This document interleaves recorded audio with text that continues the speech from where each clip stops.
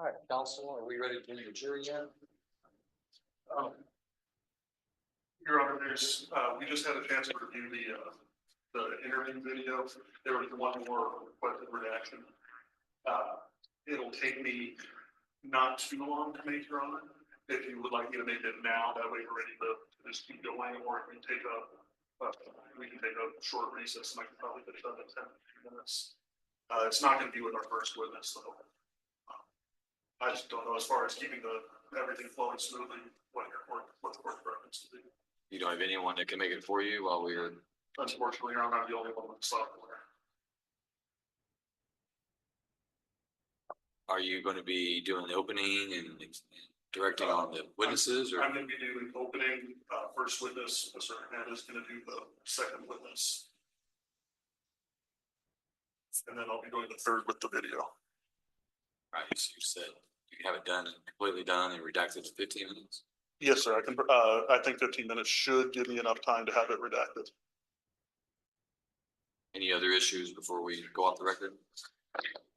Your Honor, I'm sorry, Mr. Stevens, I did want to bring just to the court's attention, in light of the motion in limine that was filed by Mr. Stevens, the court granting it, we just wanted to be certain and clear that we intend on giving context to why law enforcement showed up at Mr. Young's home. And that's because they were following up leads on a burglary out of Smith County. He was not a suspect, but rather was being contacted as a potential witness to that burglary. And for that reason alone, we are referencing the deputies coming to that home. Fact matter is, they actually found 10 of those gold coins, which were allegedly taken in that burglary, on the property. And then the Smith County deputies requested a search warrant. We're giving context to how the search warrant came to be and how the firearms were located as a result of that search warrant. In light of the court's motion in limine order, we just want to make sure that everybody's on the same page, that it was our intention all along. He was never a suspect. He was not charged with anything as a result of that Smith County case.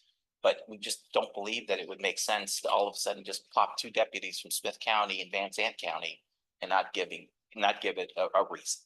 Does the state intend to disclose who was arrested as a result of that investigation? Your Honor, we do intend to disclose the fact that a Russell Melton was the target of that investigation.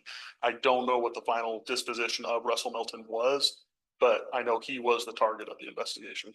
The state will not be leaving the jury with the inference that this defendant was the target of that investigation or was in any way whatsoever connected to that investigation, other than it being at his home or a residence that he was residing at? His home, but that's correct, Your Honor. Mr. Stevens? I'll go with the Okay, very well. All right, so I'm going to have Deputy Martinez notify the jury that we'll begin at 1:20. Okay, thank you, Your Honor. I'll get to work on this right now. All right, court's going to stand in recess till 1:20.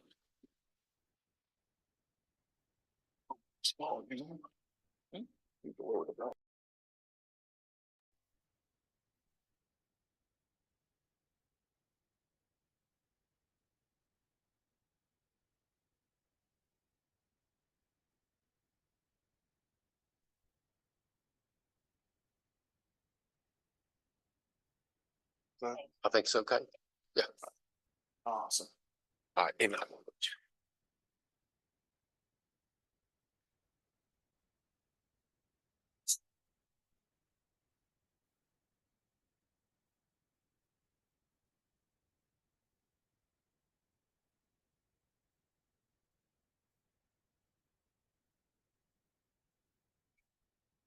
right, ready?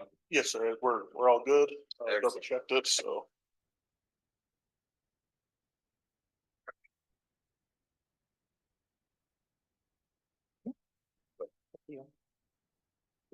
Okay, you can go this way. Just go this way. Oh.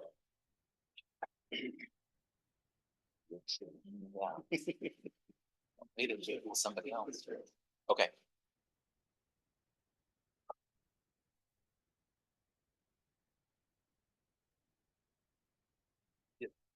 And Josh is right across the hall.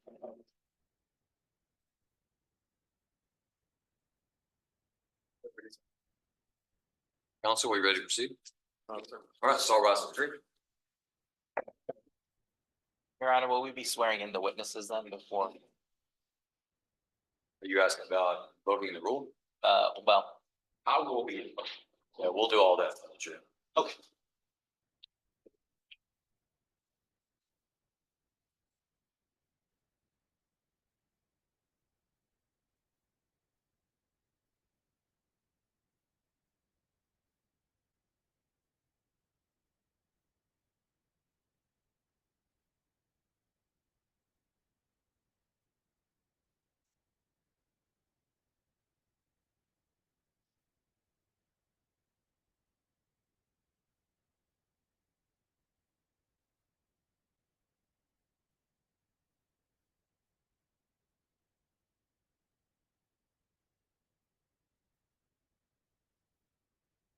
All right, you may be seated.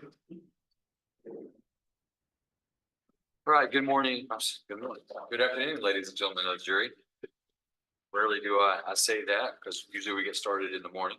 We are now on record cause number CR 21-98, State of Texas versus Reginald Hoyt Young II.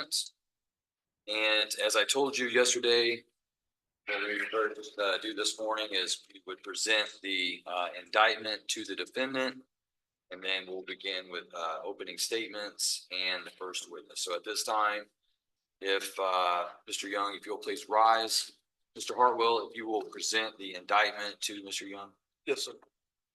In the name and by the authority of the state of Texas, the grand jury for the county of Van Zandt, state of Texas, duly selected, impaneled, sworn, charged, and organized as such at the January term AD 2021 of the 294th Judicial District Court for said county, upon their oaths present in and to said court at said term that Reginald Hoyt Young II, hereinafter styled defendant, on or about November 25th, 2020, and before the presentment of this indictment in the county and state aforesaid, did then and there intentionally or knowingly possess a short barrel firearm, to wit, an Eastern Arms 16-gauge shotgun, against the peace and dignity of the state, signed foreman of the grand jury. Thank you, Mr. Hartwell. And Mr. Young, how do you enter a plea? Not guilty. Not guilty? All right, thank you. You may be seated. All right, is there a request for the rule to be invoked at this time? Yes, Your Honor, we invoke the rule. All right, if all the witnesses will be brought here before the bench.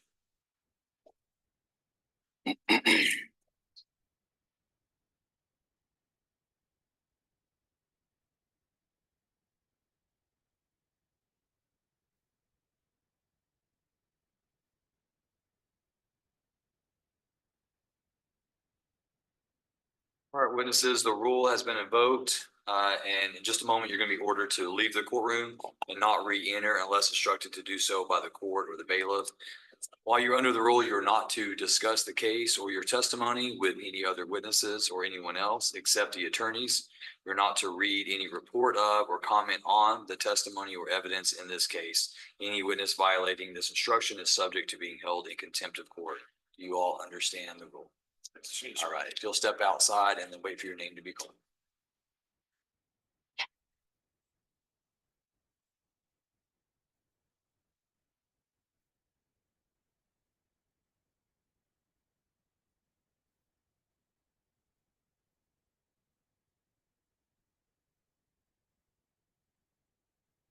All right, is the state ready for its opening statement? Yes, Your Honor. Thank you. Do you need the podium? Yes, please. Thank you.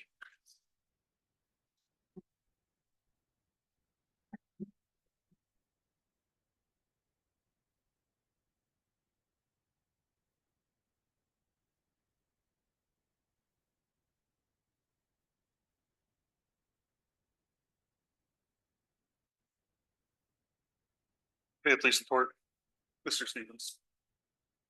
Good afternoon, ladies and gentlemen. Been practicing that one all day. I want to thank you all for returning today. I know there's a lot going on right now. I know there's a lot happening in your lives. So we truly appreciate your time and dedication to seeing that the justice system has the opportunity to work. To be really kind of blunt about this case, it's fairly straightforward.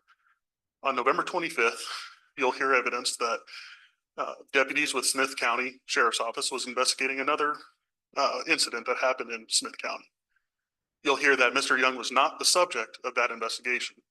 In fact, the subject of that investigation was a man by the name of Russell Melton. However, during the course of their investigation, the deputies with Smith County were led to the property that Mr. Young resided on.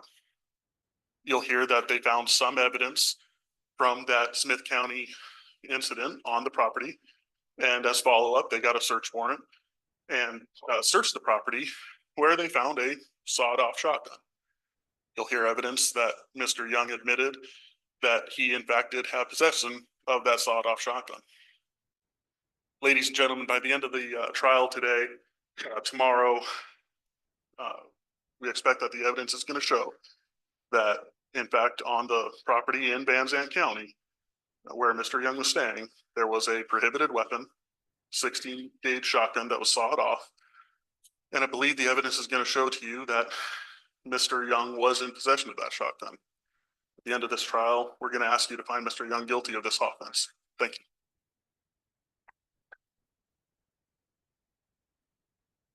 Thank you, Mr. Harwell. Mr. Stevens, does the defense wish to have an opening statement at this time, or do We you would reserve, Your Honor. want to defer until the state has rested its case? Yes, sir. All right, Deputy Martinez, if you'll remove the podium.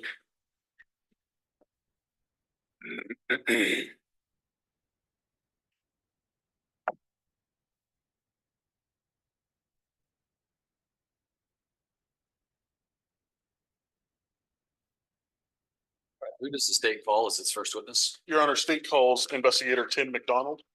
Tim McDonald.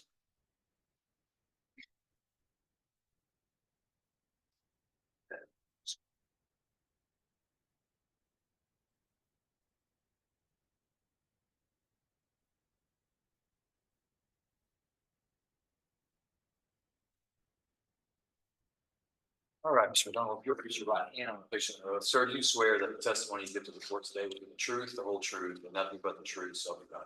Yes, Your Honor. Please watch your step. That chair does move. So move it around. Deputy Martinez will adjust the microphone for you. That's it. It's comfortable as you can in an old wooden chair.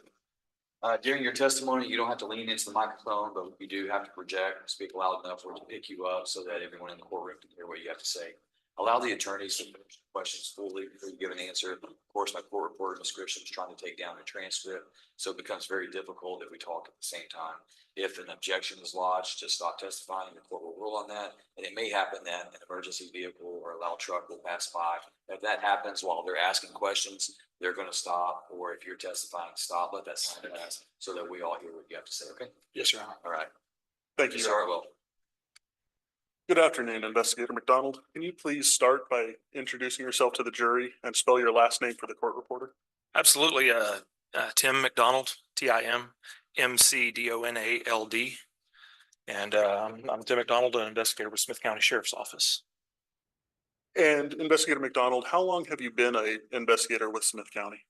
Right at about 10 years. And has that been continuous? Yes, it has. So you would have been an investigator with Smith County in 2020? That's correct. Did you have any other law enforcement jobs or roles other than investigator with Smith County? I did. I was a patrol deputy for approximately a year and a half prior to becoming an investigator. And can you tell me a little bit about how you become a deputy? Absolutely. Initially, it began with Police Academy. That I graduated from East Texas Police Academy with Kilgore College. And, I began my career with the Jacksonville Police Department, and I served there until January of 2013, and I was a patrol deputy for Smith County Sheriff's Office. And I was promoted to the Criminal Investigation Division in somewhere around November of 2017. And are you a certified peace officer in the state of Texas? Yes, I am. Have you been a certified peace officer since graduating the academy? Yes, I have.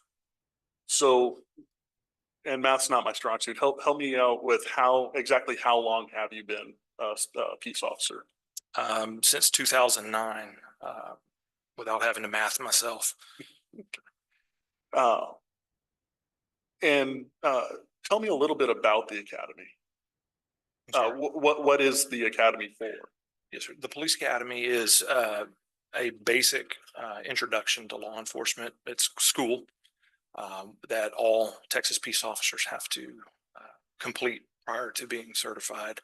It ranges from learning about all the different types of laws, different types of tactics and techniques that law enforcement use throughout their day to day, and also gives just kind of a baseline understanding of the goals of law enforcement. And as an investigator, do you have any additional training that you do or continuing training that you do? Yes, as a peace officer, we're required to maintain minimum 40 hours of training, continuing ed training every 2-year cycle. I currently have over 5,500 hours of continuing ed training. And some of that stems from having an associate's degree from Jacksonville College and a bachelor's degree from Dallas Baptist University, and also a master's degree from the University of Texas at Tyler.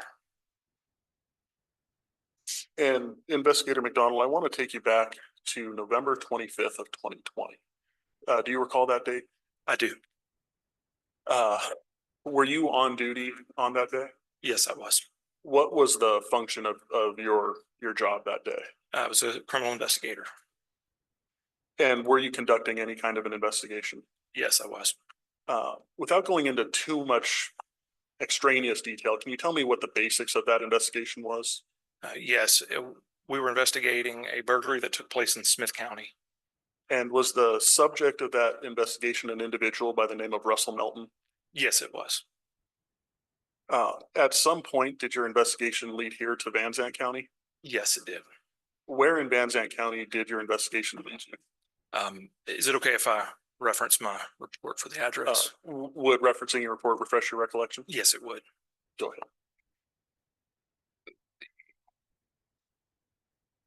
We went to multiple addresses on or around VZ County Road 4909 and 4910.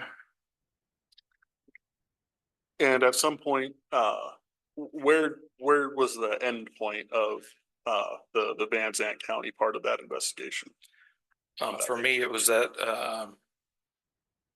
on 4910. And who lived at that address? I know that Reginald Young lived there, and there was a female that I believe lived there as well. I cannot recall her name.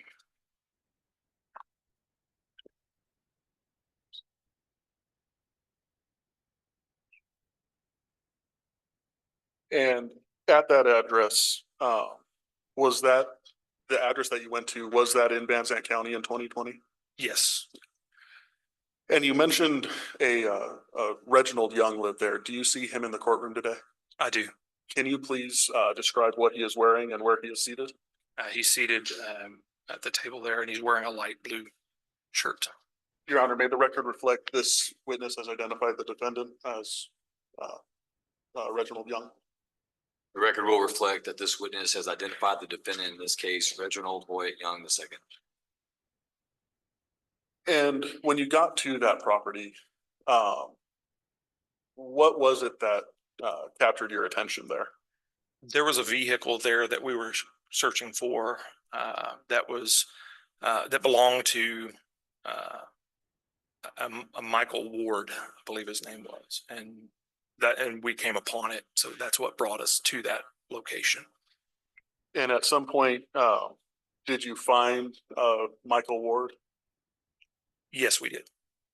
And did you also see Mr. Young there? Yes, we did.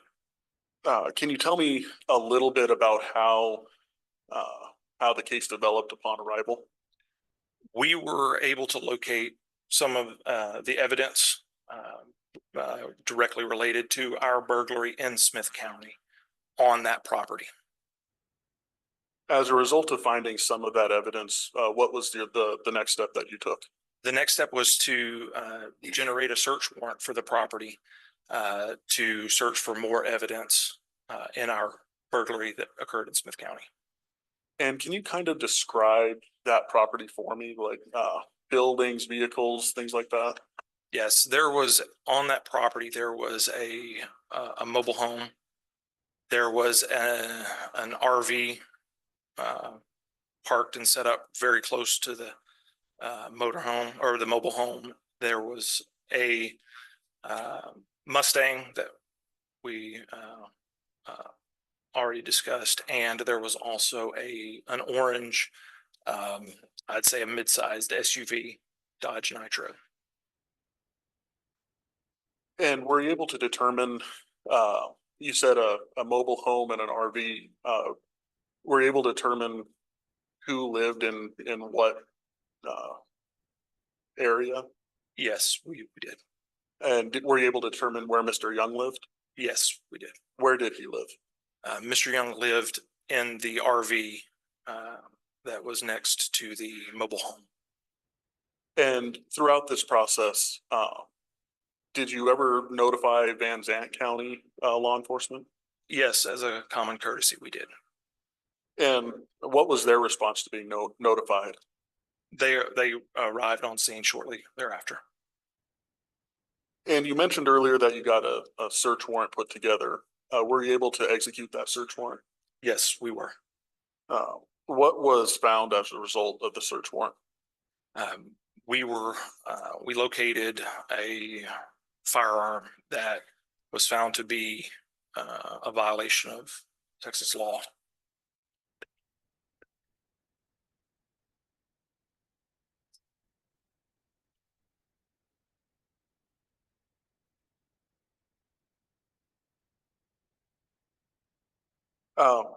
And Investigator McDonald, do you recall what happened with the firearm that you found? I do not. At that point, were you as a Smith County deputy interested in firearms or anything like that? No, it was not. Do you know if Van Zant County law enforcement who was there was interested?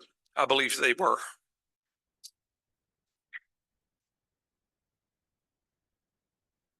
Your Honor, state passes the witness. Mr. Stevens, your witness. Thank you, Your Honor.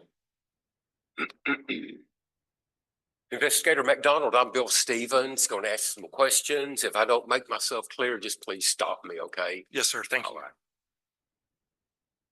Now, how did you derive at the fact that Mr. Young lived at that travel trailer? By his own words. By his own words, did he tell you that? I was present during the interview that he was giving.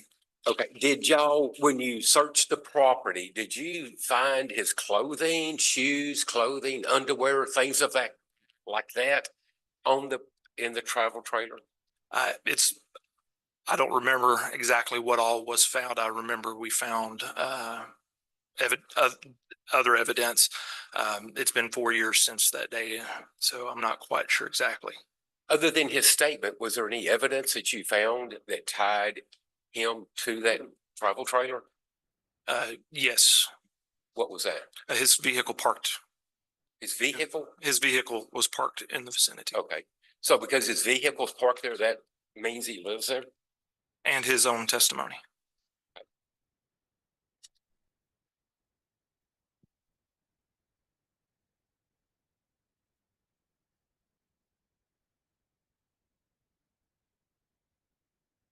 No.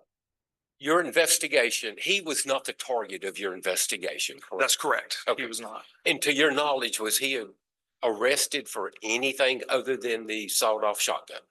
Not that I'm aware of. Okay. What was the investigation all about that led you out to that location? It was a burglary of a habitation that occurred in Smith County. And what kind of property were y'all actually looking for? We were looking for gold, coins and other precious metals, firearms, and items that were specifically taken from that specific residence in Smith County. And again, Mr. Young was not charged with any of that stuff, correct? That's correct. Okay.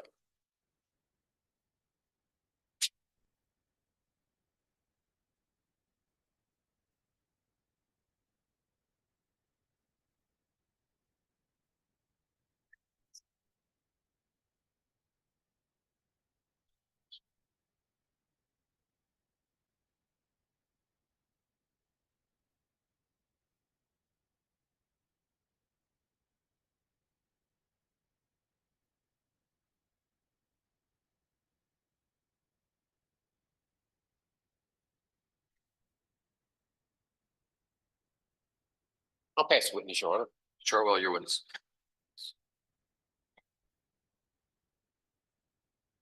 Thank you, Your Honor. Investigator McDonald, we kind of danced around it earlier, but with the property that was stolen from the burglary, what was it that you located at this property? Located a firearm. Oh, of the, From the burglary? from our burglary in Smith County? I'm sorry. We located several gold coins. And do you know approximately how many? I believe around 10.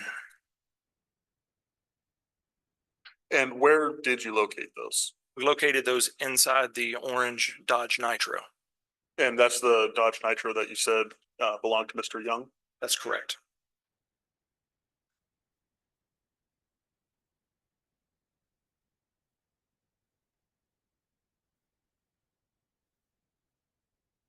And you mentioned earlier that you overheard him state that he lived on the property. Can you clarify the circumstances around that statement?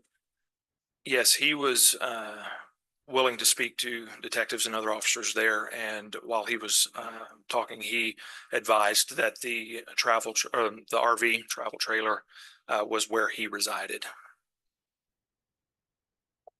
And Your Honor, state passes the witness. Mr. Stevens.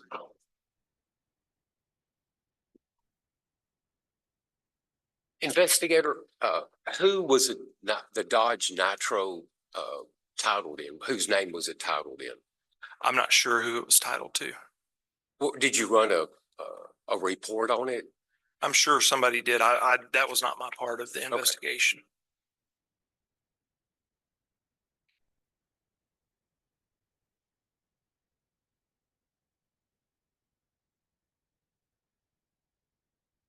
Pass witness, Your Honor. Chartwell. Nothing further, Your Honor. Any objection to Investigator McDonald being finally excused? Your Honor, we would ask subject to recall, but no objection to him going back to Smith County and just being within phone call. Mr. Stevens. No objection, Judge. All right, so Investigator McDonald, you're not released at this time from the rule that I placed you under, so you'll still need to abide by that. You're not required to stay in the courthouse just so long as you're available by cell phone to the state and to the defense. All right? Yes, Your Honor. Let's just let them know.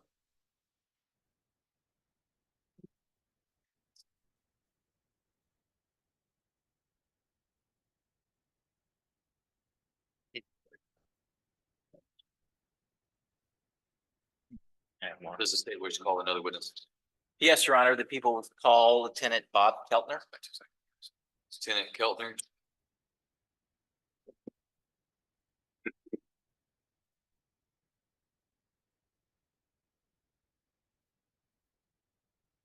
All right, sir, if you'll raise your right hand, do you swear that the testimony you give to the court today will be the truth, the whole truth, and nothing but the truth, so help you God? What's your step?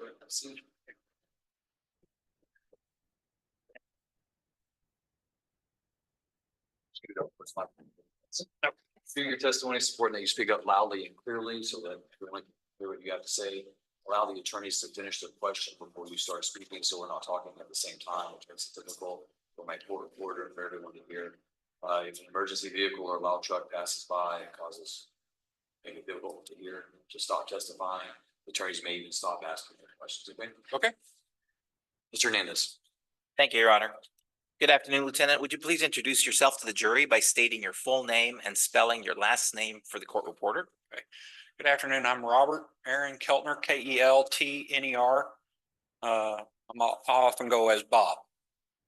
And Lieutenant, I mentioned Lieutenant Bob Keltner. Is that your current title? It is And which agency do you work for? Van Zandt County Sheriff's Office. And how long have you been with the Van Zandt County Sheriff's Department? Almost a year and a half this time. This time? So This you time. have some prior law enforcement experience? Yeah, I had a break in between 2021 and 2023. And are you a post-certified peace officer? I am. Okay, and when did that certification first start? I got my basic in 1991. Okay, so how many years total in law enforcement have you had? A little over 30. I had a break in the late 90s. And what other agencies have you worked for? I worked for the constable's office here, precinct 4 in Van Zandt County. Been there almost 15 years, dual commissioned. And then, of course, the sheriff's office, from 2017 to 2000, into 2020. McCullough County Sheriff's Office in Brady, Texas. Did a short stint with the Van Police Department here in Van Zandt County, and the Kemp Police Department in Kaufman County. And so fair to say that you've kind of come up the ranks and you started off as a patrol officer initially? That's correct. Okay. And when did you receive your commission for lieutenant here in Van Zandt County? June of 2023. Okay. So asking you to look back on to November 25th, the year 2020, were you working for the Van Zandt County Sheriff's Department? I was. Okay. And in what capacity? What title? I was a sergeant investigator with in the Criminal Investigation Division. And what were your duties in that capacity on that date? I strictly worked property crimes or major crimes when it was necessary. Do you have occasion to respond to 1255 Van Zandt County Road 4910 in Ben Wheeler, Texas, back on November 25th, 2020? Yes, I did. And was that location there and now, sir, in Van Zandt County, state of Texas? Yes, it's in rural Van Zandt County. Okay. Talking about middle of the day, maybe about 11:30, maybe noon. Does that sound about right? Yeah, it sounds about right. We were there a good part of that day. And how is it that you were called to that location? The Smith County Sheriff's Office was investigating a property crime that occurred in their area. And they had ended up, as a result of their investigation, on 4910. And they requested us to come assist them, which is often the case when you're in somebody else's jurisdiction. You talk to who works there, So- at the very least to let them know. Because they were from Smith County coming into Van Zandt. Yes. I believe there was testimony about a courtesy call. Is that what he was referring to? Yes, that would be the case. Okay. And upon arrival there at that location, who did you meet with? Met with Deputy Kevin Londoff and Deputy Tim McDonald with the Smith County Sheriff's Office. And did they advise you of the purpose of their call and why they were at that location? They did. And as a result of that, what happened? So they were there, like I said, investigating a property crime, which was a burglary. They had had a significant number of gold coins stolen out of a safe in the northwest portion of their county. And they had followed up some leads that led them to that location. And they had two individuals that they had detained there and were trying to forward their investigation. And at any point, were you able to observe whether they were actually conversing with those two individuals?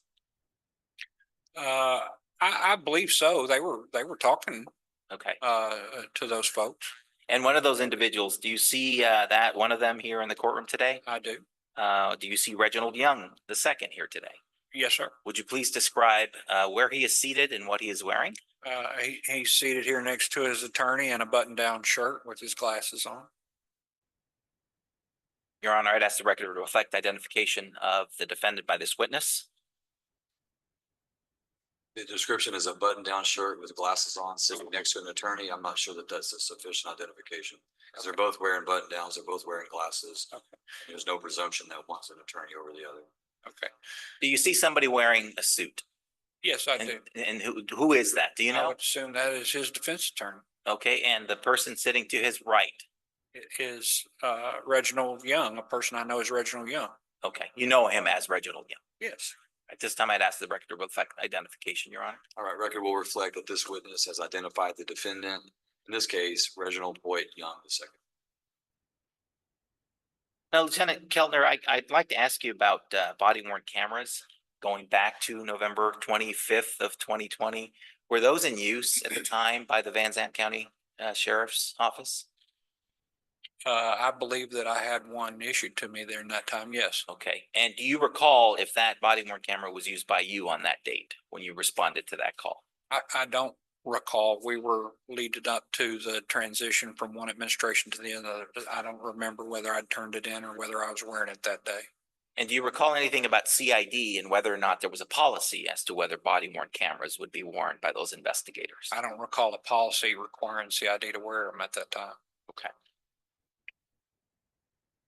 And so to your knowledge, did the deputies interview the defendant, Reginald Young, at that location?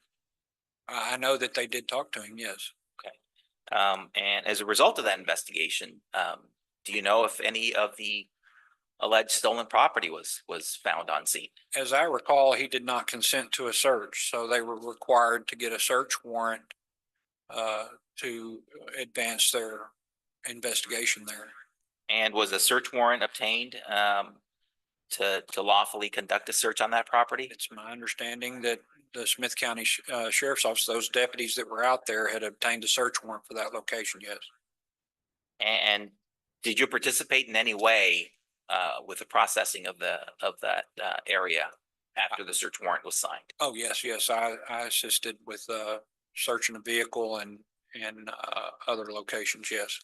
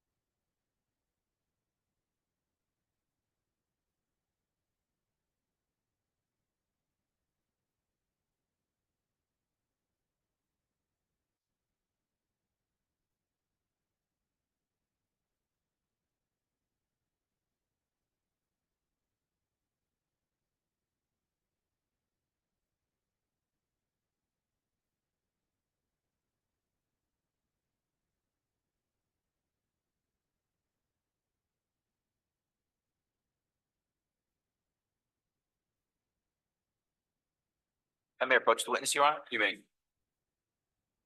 So Keltner, I'm handing you what's been marked for identification purposes as states exhibits 1, 2, 3, 4, and 5.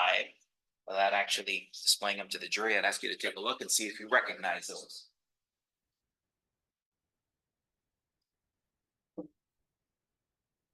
Yes, I do. And what do those purport to be, sir? All right, number one is looks like an upright freezer. Now, well, let me ask you a more general question. Are those all photographs? Do they appear to be photographs? Yes, all 5 of them are photographs of what I recall to be the location of the search warrant. Okay, and do they each and every one of those 1 through 5 clearly show the situation and what you observed back on November 25th, 2020? Yes, They've not been changed or altered in any way? to my knowledge or detection, no, they look just like what they did back then. At this time, I'd move for the admission of states exhibits 1 through 5, Your Honor. No objection, Your Honor. All right, there being no objection, states exhibits 1 through 5 are admitted. I may approach the witness, Your Honor. We'd like to ask permission to publish at this time. Yes, sir, granted.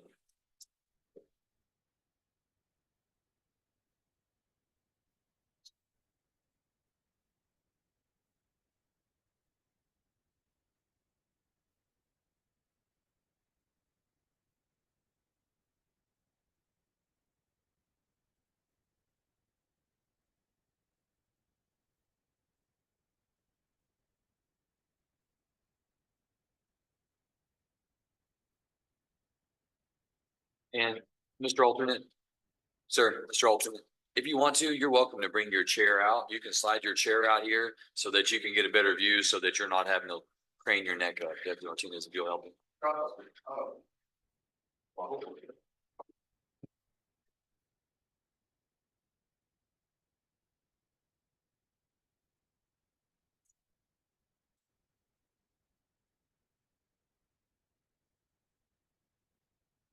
Mayor? Yes. Lieutenant Keltner, so, you know, you would stand identified now, marked as State's Exhibit 1. Started to comment on that. What is that item? It appears to be a stand-up freezer that was against the travel trailer at that location on 4910. Okay. And do you recall what the makeup was? There's been a travel trailer discussed and a mobile home as well. Are those two separate Yeah, living quarters? yes, two separate residents, I guess, or living quarters, yes. Two Okay. separate. And this refrigerator or freezer, I believe is how you refer to it, is in front of, is that the RV? Yes, the RV travel trailer, yes. I'm gonna show you State's Exhibit 2. Mhm. Is that same freezer? That's Door the- open? Yes, it's the interior of it, yes. Okay. And do you recall seeing, what is the item there on that center shelf? That's the breakover shotgun in question today. State's Exhibit 3 here, is more close up. Can you see that there? Mhm. Is that the same shotgun you're referring to? Yes, it is. And to your recollection, was there another firearm that was also located? There was. State's Exhibit 4. What is that there? It's a 22 long rifle with a scope on it. That's this here. Mm-hmm. And is that where it was located once law enforcement went into that RV? Yes. Now, Close up here, State's Exhibit 5. Right. yes. Now, who actually took possession of these two firearms, Lieutenant Keller? I believe I did. And I transported them back to the sheriff's office in Van Zandt County.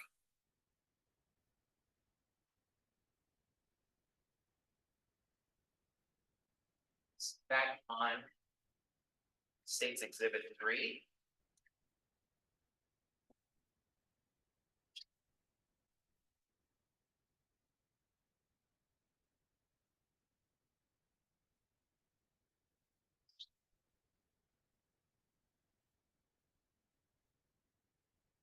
Let me approach the witness, Your Honor. You may.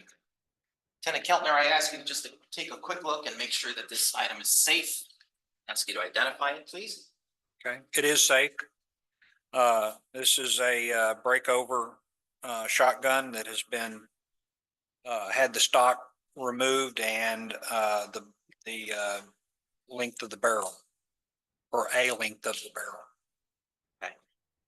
And there's been some mentioning of a sawed-off shotgun. Is that the item in question? That's how I would describe it. Yes, it does appear that the barrel was sawed off with most likely a hacksaw or something to that effect. It's what it appears. It doesn't, it's not clean. It does not appear to have been professionally modified. Okay. Are you aware of instances where an item like that, a shotgun, can be professionally modified? Yes, I would think so. I would think a gunsmith would be able to professionally modify a gun like that. Now, are you aware of what the definition of a prohibited weapon is, Lieutenant? Not verbatim, but yes. Okay, well, in measurements, what are we talking, and No, what would you be looking at? The barrel should be at least 18 inches long, and the overall length should be 27 inches long, minimum. Otherwise, it requires a special permit or tax stamp.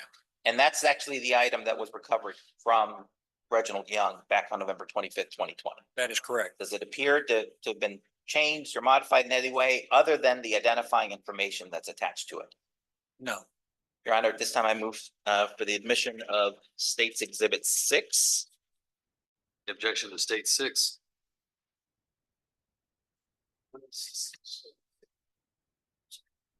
Oh, it's the sticker. It's Oh, the- no objection, Judge. No. All right, there being no objection, State's Exhibit 6 is admitted.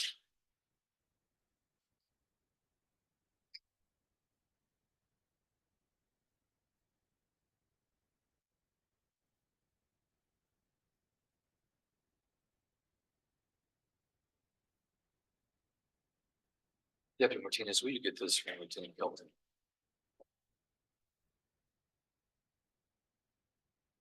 Make sure it's right on that line.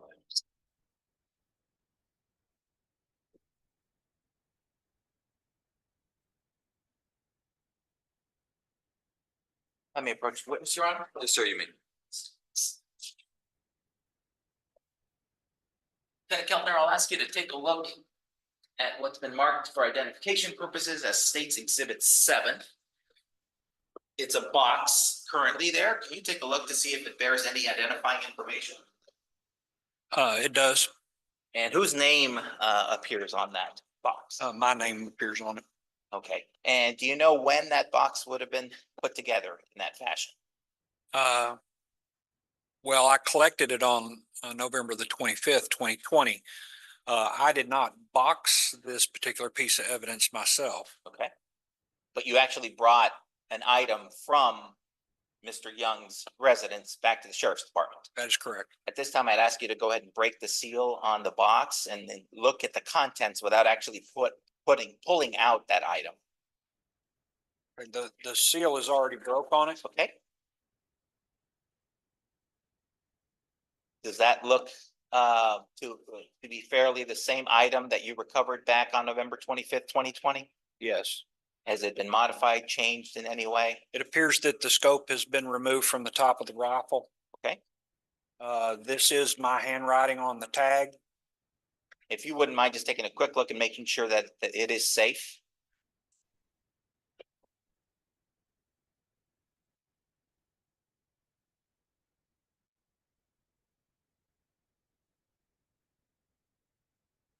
Can I cut it out of the box? Yes, you need Deputy Martinez's knife. No, I have one if that's all right. Yes, you can cut it out.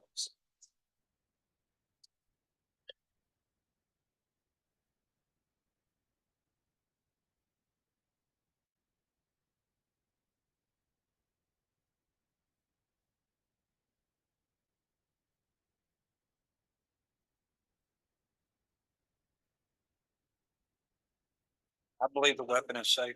All right. It is on safety. Your Honor, at this time, the state would move for the admission of State's Exhibit 7. Any objection to State 7? Your Honor, I got a couple of questions of the witness, State's Exhibit 7. All right, go ahead. Officer, you testified just now that the seal had been broken on the box. Yes, Okay. Did you break the seal? I did not. Do you know who broke the seal? I do not. I'll object to the admission of this evidence, Your Honor. Seal's been broken. He doesn't know who broke the seal. We don't know that was actually the weapon put in there at the time. Response from State. I believe he testified that it is the weapon, Your Honor, that was placed in the box, other than the fact that the scope was taken off the weapon. That was the testimony. All right, then the court will overrule the objection and State 7 is admitted. Please note my objection. Yes, sir. It is noted for the record.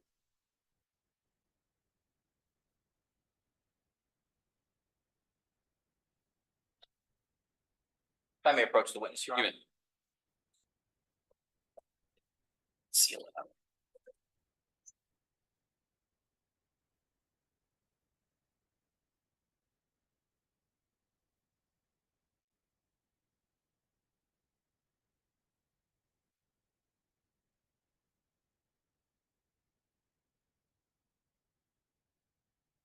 You can stay on the floor. All right, sir. Thank you.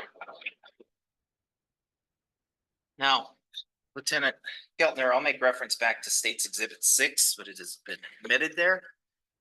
And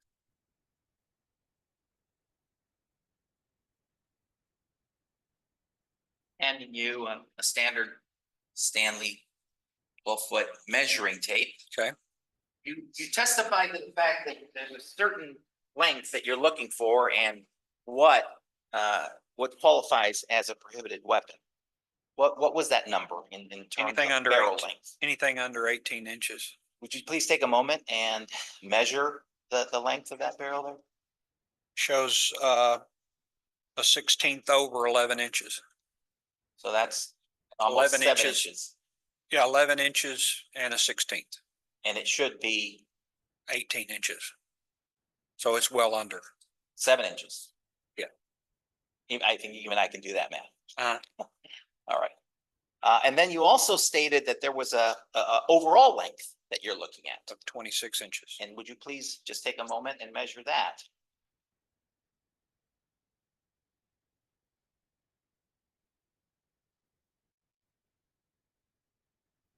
Give me just a moment. I need to.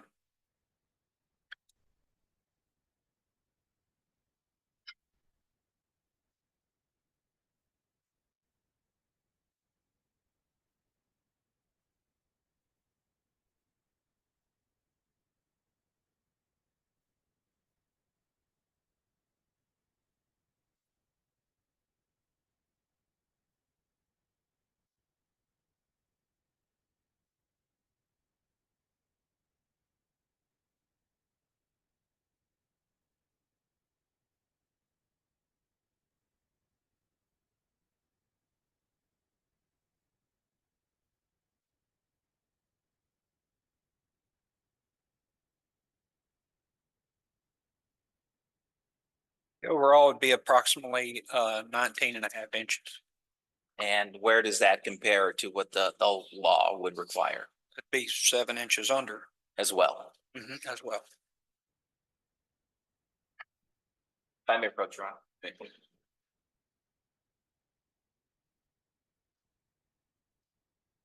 Catch that back. Yeah.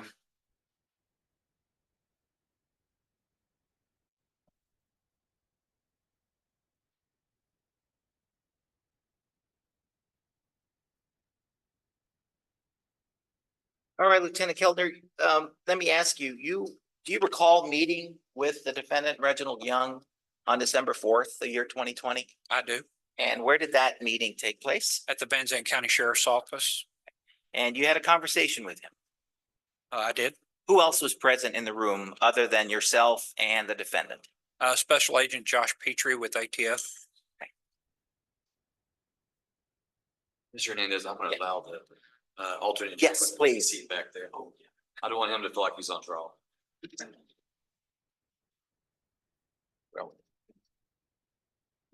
Huh?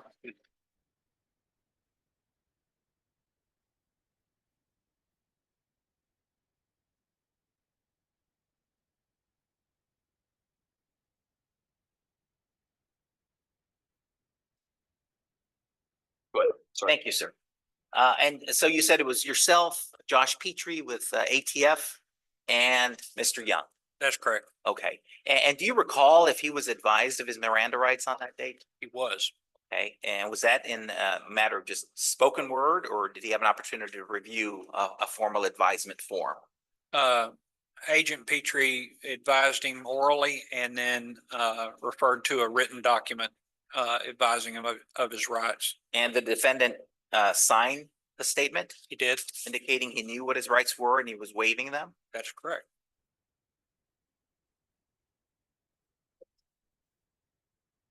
I may approach. You may. And you what's been marked for identification as State Exhibit 8. Recognize that document? I do.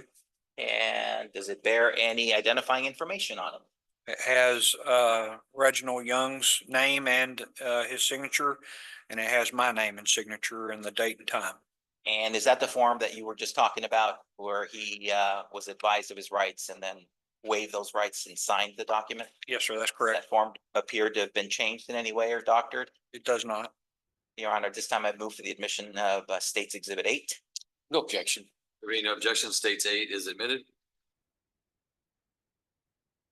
So after advising him of his Miranda rights, Lieutenant Keltner, what did the defendant share with you in reference to that sawed-off shotgun? What did he tell you? We had a discussion and Mr. Young stated that he had moved the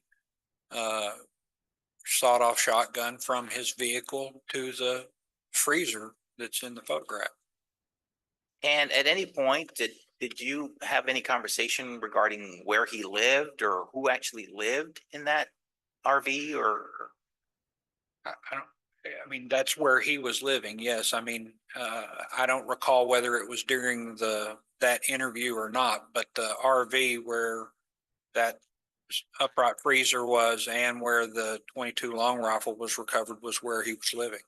And there was another person contacted there. There was a female. Do you know who that was? That was Mr. Young's girlfriend at the time.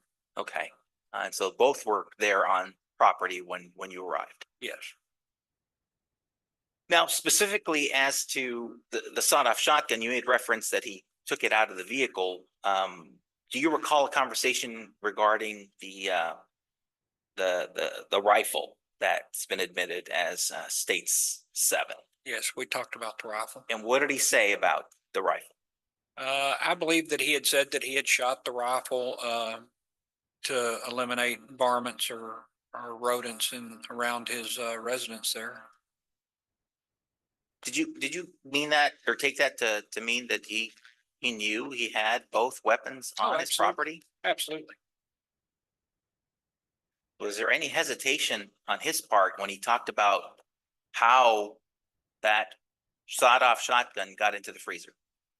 No, I believe he was honest. And he said that he moved it from the car to the freezer. That's correct.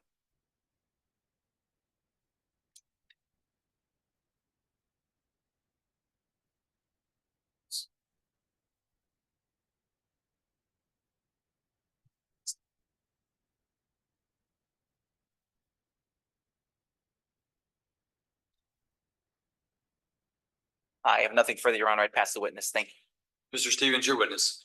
Thank you, Your Honor.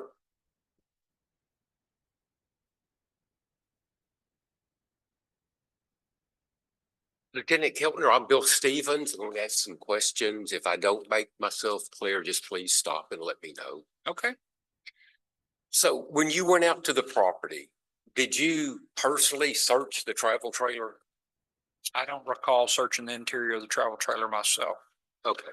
Do you know who might have searched the interior? There were a number of deputies from Smith County there, but I don't know exactly which one it was. Okay. And so what exactly was your purpose in being there? I know you were called in because it's one department's there and they need to call in you, but so tell me exactly what was your purpose in being there? Primarily to assist them, being in Van Zandt County. I was previously aware of the burglary that they were working on. It had occurred close to Van Zandt County, and we had some dealings with the suspects that, and had some cases with the suspect on the case that they were working on. Okay. Now, my client was not charged with anything related from the burglary. Is that correct? That's my understanding. Okay. And this 22 rifle that was found, it's not an illegal rifle, is it? No, it's not. Okay. So he wasn't charged with that. Possession of that. Your Honor, rifle. can we approach real quick? Yeah.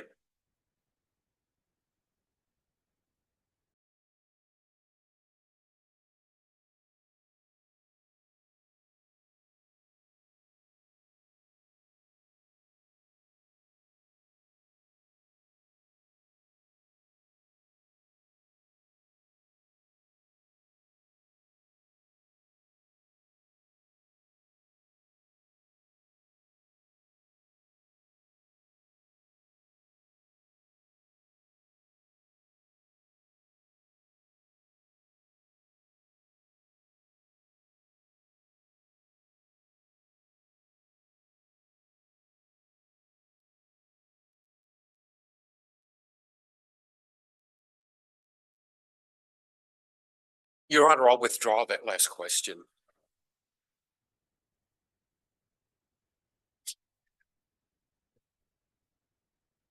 Lieutenant, did you take any fingerprints from the shotgun? I did not. You did not. Do you know if anybody took any fingerprints? Not to my knowledge. Okay. Did you ever see Mr. Young possess? I mean, with your eyes, did you ever see Mr. Young possess the shotgun? No, I did not see it in his hands or on his person. So no, I did not. Okay. And tell us again where this refrigerator was located that had the shotgun in it. Okay, so in the photograph that you can see there, there's the there's what I would describe as a double wide trailer house. I believe it's a double wide, where Mr. Young's mother lived at that address. And then, off to the east side, there was, his RV that set not perpendicular, but at an angle to the, double wide where Mr. Young was living. And I'm sorry, to more completely answer your question, there was a refrigerator in that stand-up freezer that was against the RV on what I would describe as the west side. Okay, was it on the RV, like on a porch, or was it on the ground? I recall it being on the ground, not a porch. I don't recall an improved porch. Well, so it wasn't inside the travel trailer itself, the refrigerator. No, it was not on the inside. Okay. The freezer and the refrigerator were not. Were there several travel trailers and whatnot in that general area that people lived in? On that road, yes. Yes, sir. Yes, on that road, yes. Okay.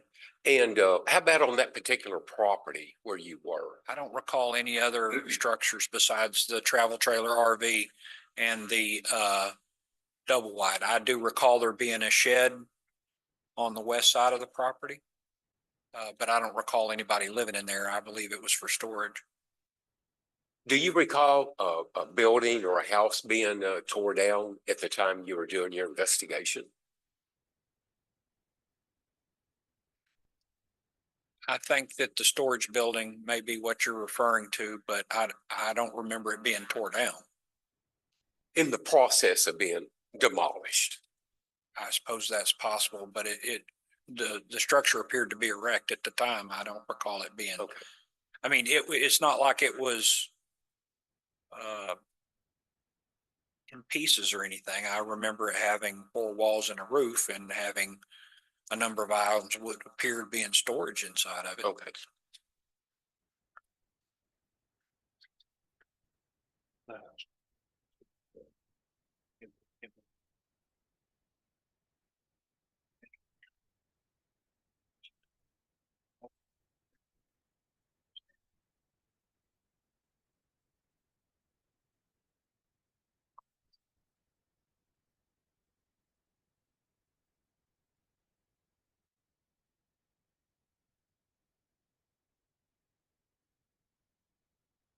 Is that sawed off shotgun operable? So I would not consider it operable at this time. No. Looks to me more like I don't know, some kind of relic or something that you'd see hanging on the wall. Perhaps. Any idea do you have any way of determining the last time that shotgun was fired? I do not know, sir. Okay.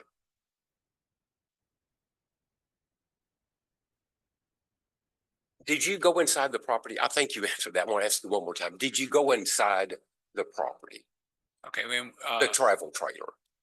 I believe that I looked inside the travel trailer after they were done searching and discovered the rifle, but I didn't spend much time in there if I did. Okay. I noticed on State's Exhibit number 6, I believe it is. I'm sorry, on State's Exhibit number 4, it shows the pick of the shotgun and it shows a pill bottle on a table next to it. Did you happen to look at the pill bottle to see whose name was on it? I don't recall doing that. No. Okay.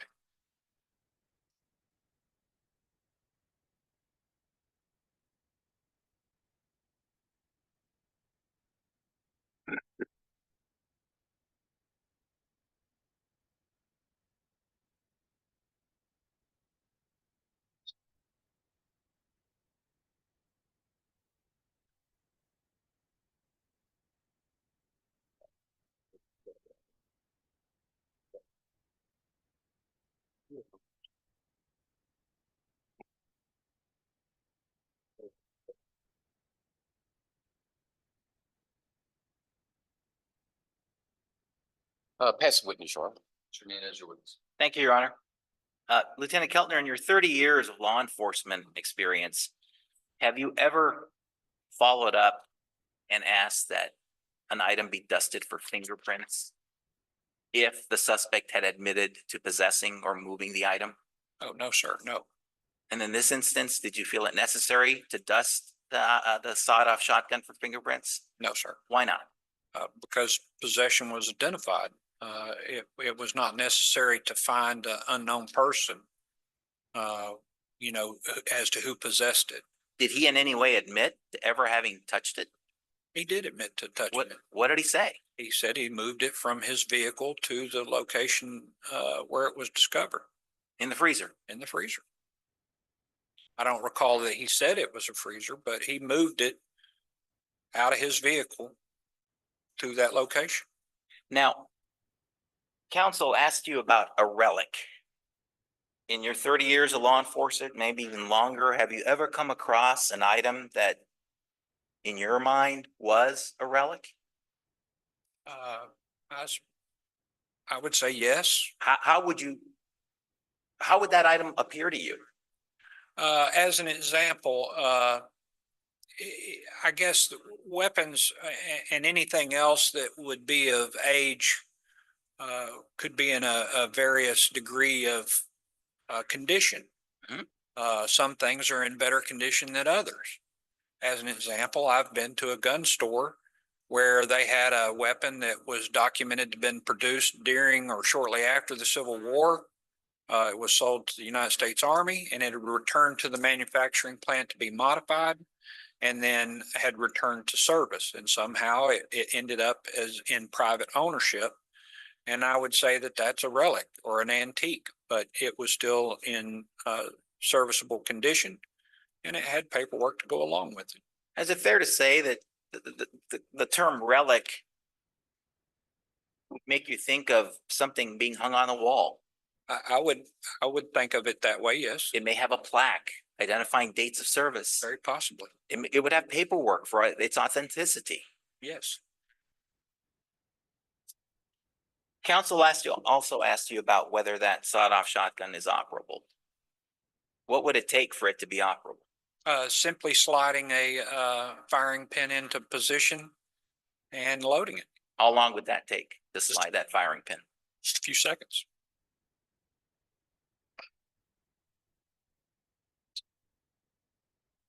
No further questions, Your Honor. I pass the witness. Stevens, you witness. Thank you, Your Honor. Lieutenant, could anybody without experience put a firing pin in there? Would they know how to do it? Well, I don't know. That would cause me to speculate as to whether they would know how to do it. I would think that anybody who was capable of placing a round peg in a round hole would be able to figure it out. So where would you get a firing pin? I would think that any gun store or that the firing pin may have become dislodged and may have been available with the weapon. Did you locate a firing pin? I did not. Did you look for a firing pin? I did not.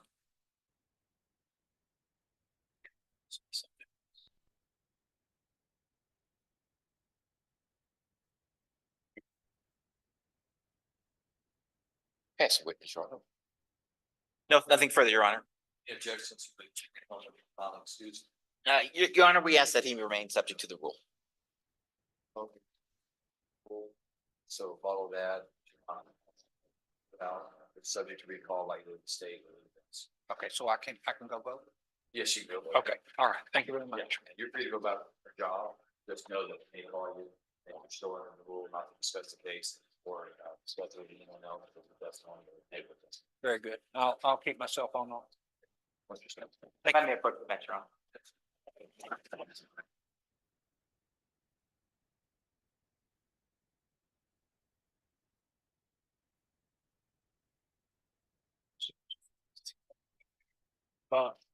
Yeah, man, you always been all right. You know,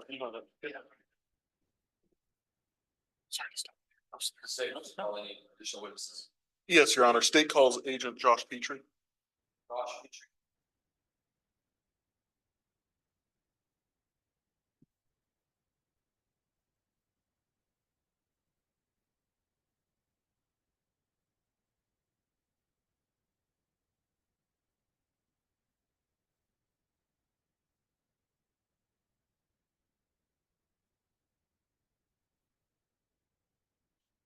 Right. Third, you swear that the testimony you give before today, will be the truth, the whole truth, and nothing but the truth, so. Yes. See. Martinez. During your testimony, support that you speak up loudly and clearly, you have to lean in the microphone. During your testimony, if the attorneys object, justify with the court rule on that. Allow the attorneys to completely finish their question before you give an answer, so we're not talking at the same time. For purposes of a clear record. Finally, if you're in the emergency vehicle or a mouth shot, sometimes it makes it difficult. Because the line of that sound pass, the attorneys may be stopping your questioning during that time. Okay. Thank you, Your Honor. Good afternoon, Agent Petrie. Can you please introduce yourself to the jury by stating your full name and spelling your last name for the court reporter?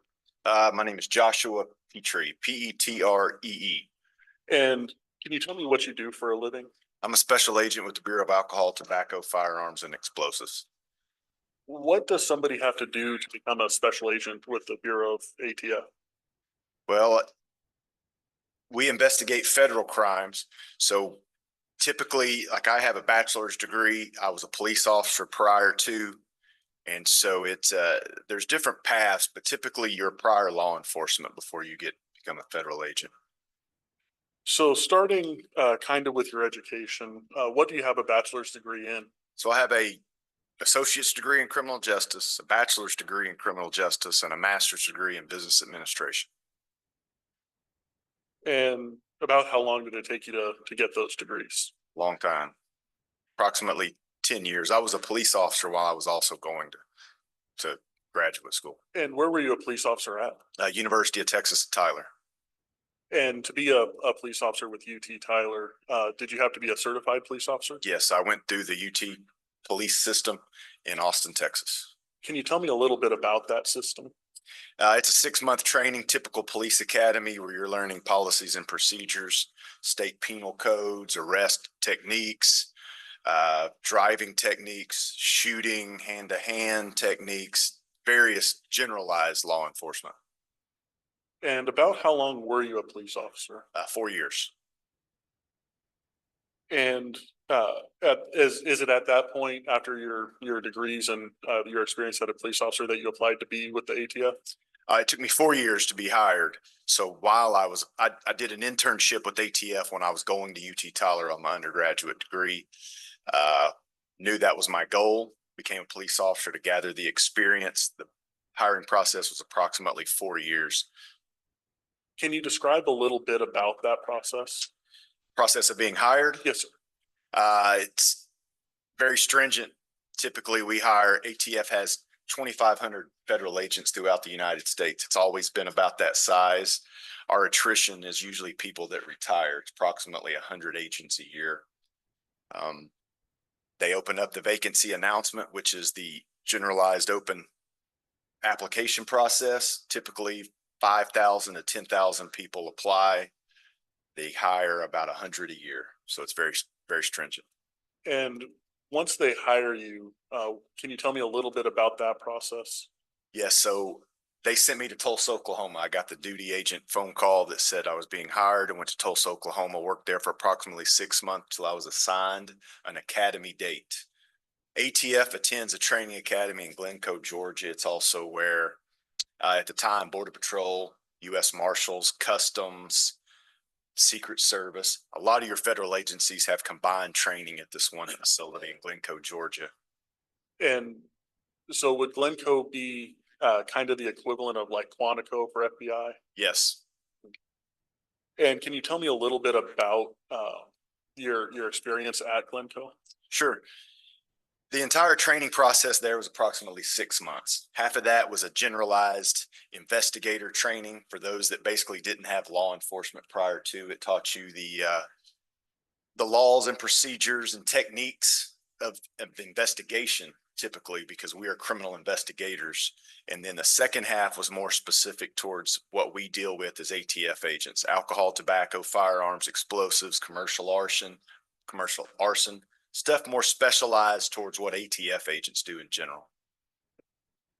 And so you mentioned some of your college education. Do you have any furthering education specific to while you've been on the job? Yes, I'm also considered a firearms interstate nexus expert.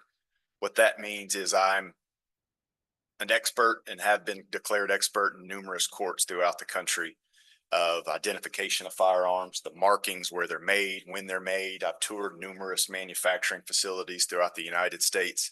I also go back and teach various blocks of that at our training academy. And Your Honor, may I approach the witness? May. And Agent Petrie, I'm gonna show you what's marked and admitted as State's Exhibit 6. Can you take a look at that item?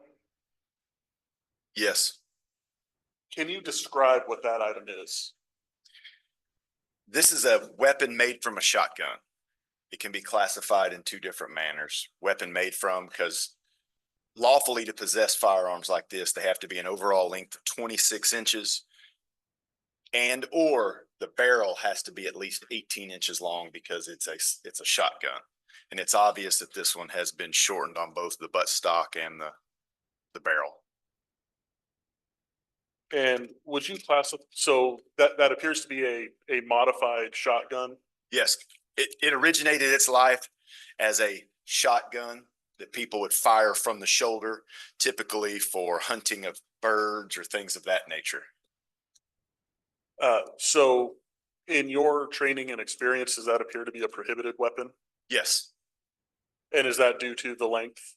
yes, these are considered concealable. Therefore, they're prohibited because they can be hidden under trench coats. The laws were originated with these weapons back in the early 30s when mobsters would carry them and Tommy guns underneath their trench coats because they're considered weapons of violence and they're readily concealable. And Agent Petrie, can you tell me, does that shotgun appear to be readily operable right now? It meets the definition of a firearm. I haven't actually tested it to see if it functions, but it was intended to be a weapon and it is capable of being readily converted to fire if it won't fire in this form. And if I told you that the shotgun did not have a firing pin, could you tell me the process that it would take to? If that's the case, it's a pretty simple procedure to drop a firing pin in. This type of shotgun right here was manufactured by a J. Stevens company in the early 1900s to the 50s. They sold these types when they were in original form in like Sears and Roebuck's catalogs back in the day. There's probably hundreds of thousands, if not millions, of these very similar type shotguns that could use interchangeable parts. And Agent Petrie, I want to kind of turn your attention to your when you became involved in this investigation. Do you recall December 4th of 2020? Yes. And did you have a chance to interview Mr. Young on that date? Yes. And Your Honor, may I approach again? Yes, sir. You may. Thanks. I'm going to show you what's been admitted as State's Exhibit number 8. Do you recognize that document, sir? I do. What is it? This is a U.S. Department of Justice Advice of Rights and Waiver, commonly a Miranda waiver that is either read by somebody that you're interviewing. Typically, they're in custody. And I often read it to them, ask the person I'm interviewing that's in custody that has the right to an attorney if they want to waive that privilege to continue with the interview. And is that the process you followed on December 4th of 2020? Yes. And did Mr. Young indicate that he understood his rights? Yes. And did he indicate that he wished to waive his rights and speak with you? Yes. And Your Honor, may I approach again? Thank you.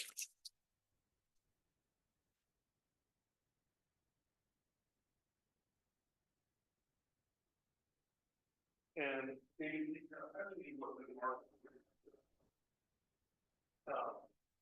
you know whether Mr. Young was recorded? Yes, it was. Have you had an opportunity to review that recording? Yes. And the recording that's on that thumb drive, does it appear to be an accurate representation of the conversation? I don't know what's on this thumb drive. This appears to be a way typical interview recording would be turned into the prosecutor's office. It's labeled with the case number, things of that nature, but without seeing what's on the thumb drive, I honestly don't know.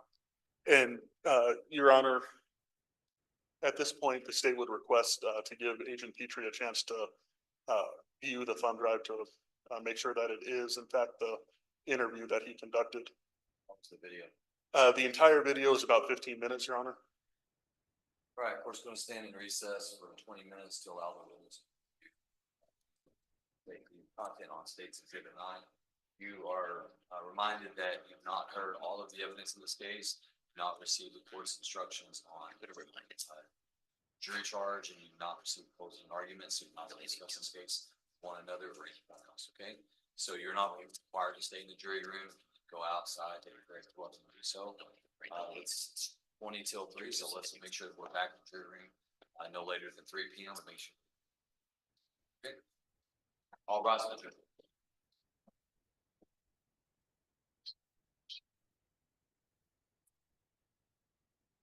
Well,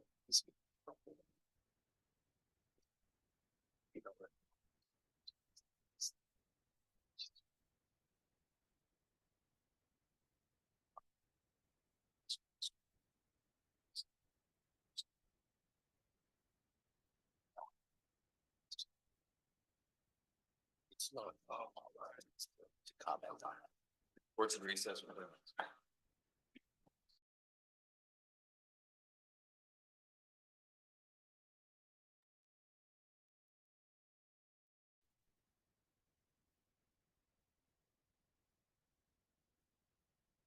So, no, somebody just needs, they'll just move on down. That's what I'm saying, there's no assigned seating, if everybody will just come in and sit down, they'll make it easier that way. All right, you may be seated.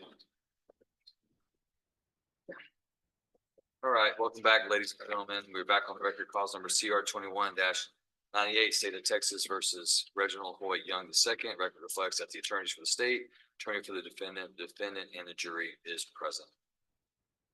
I believe that before the recess, there was a question to Agent Petrie regarding State's Exhibit 9. Just refresh the recollection of the jury. If we'll go ahead and pick up there, go ahead, Mr. Harwell. Thank you, Your Honor.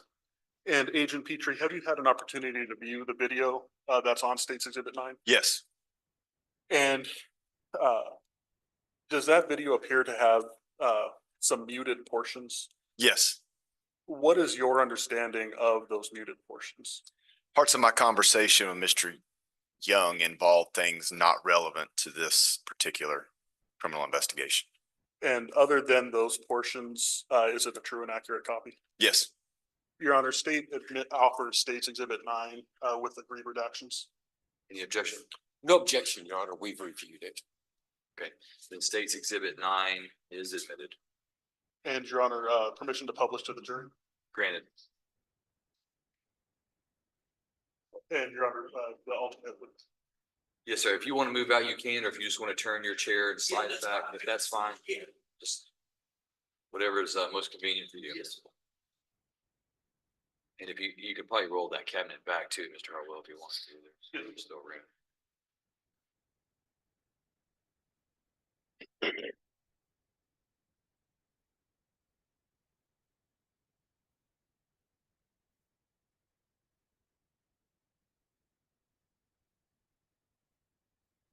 Stevens, can you see it from there? Yes, sir. Excellent. You see it okay?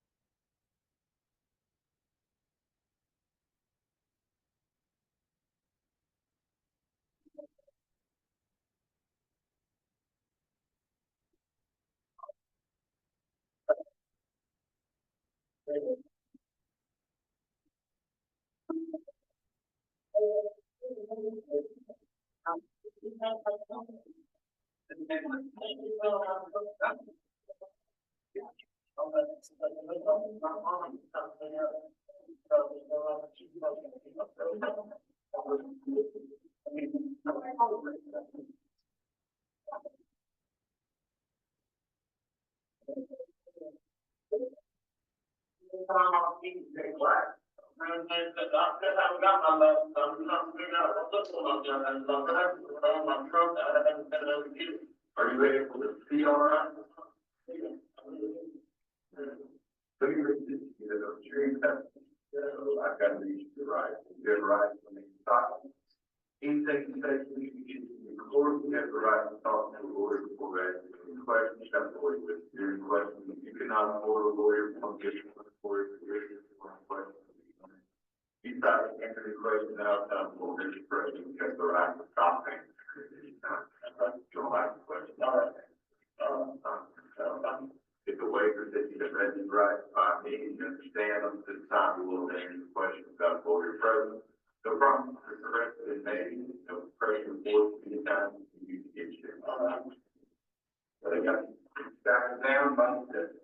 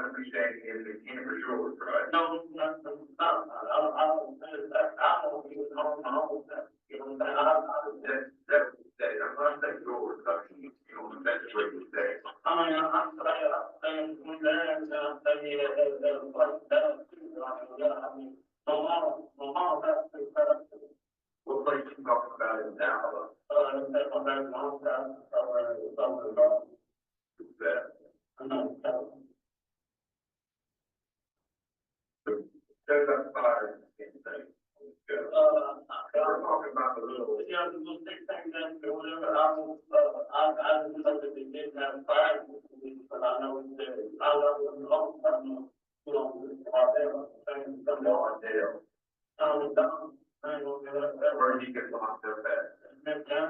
Okay, yeah.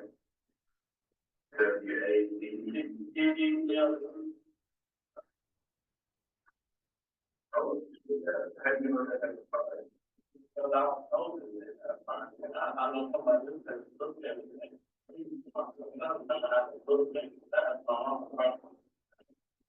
It's not what you're fine.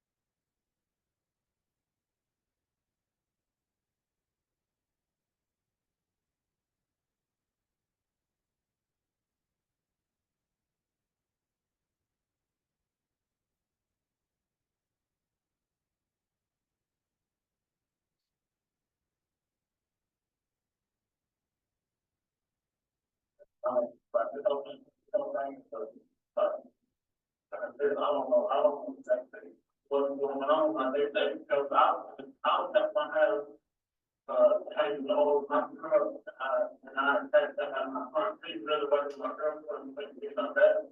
We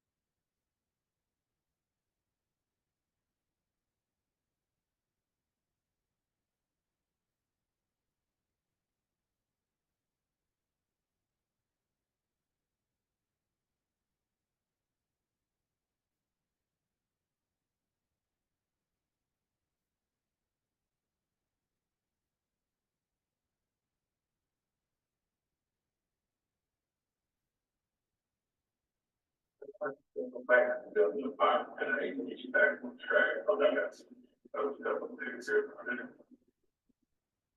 You pay the break that you don't take this. I'm gonna go to that. I'm not talking about it. I'm gonna talk. I'm gonna go something. So I think so nothing on the weekend.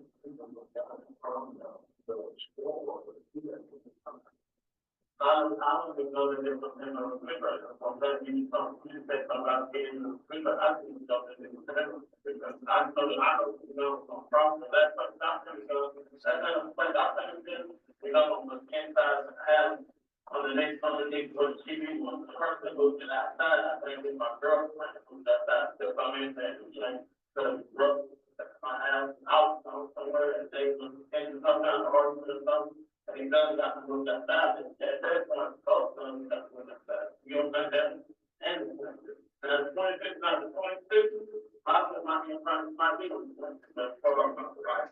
Yeah, but as far as the 16 days, my in front did not be able to. So the 22 rifle comes from the same place. Yeah, you know, 5 years. Yeah, but you know, because my mom went over to get trade down the road. And now you know you can do your mom in the federal violation, right? Well, I don't know the law that problem got there against law federally. I mean, I don't know about. I say, like, that's all. I don't know if you know them very well, but I don't look at them.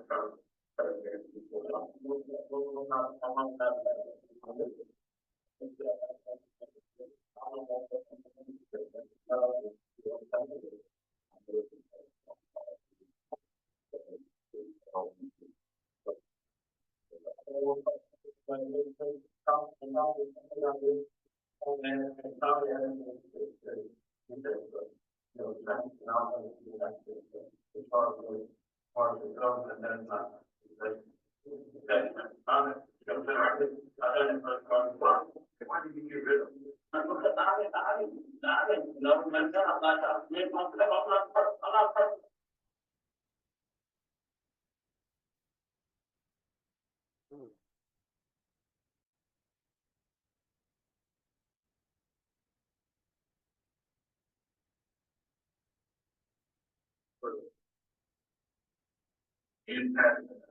I'm not gonna have, yeah, I mean, I mean, that's all we have to like, he's trying to find a little bit and not working.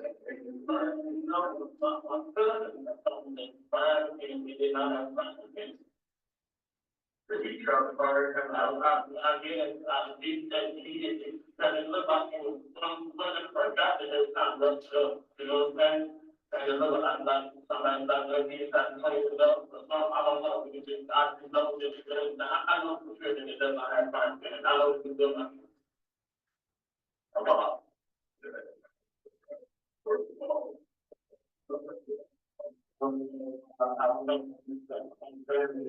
will not be there. Right. One day. You go get ammo for it, shot it. Yeah, I'm glad I'm I'll show you. I mean, I live in Sun, so I know. Yeah. Maybe about, some of that, and so my dad, I got me, and it doesn't, I'm staring around. You worried about anybody wrong here? I worry about this stuff, I worry about this stuff all the time.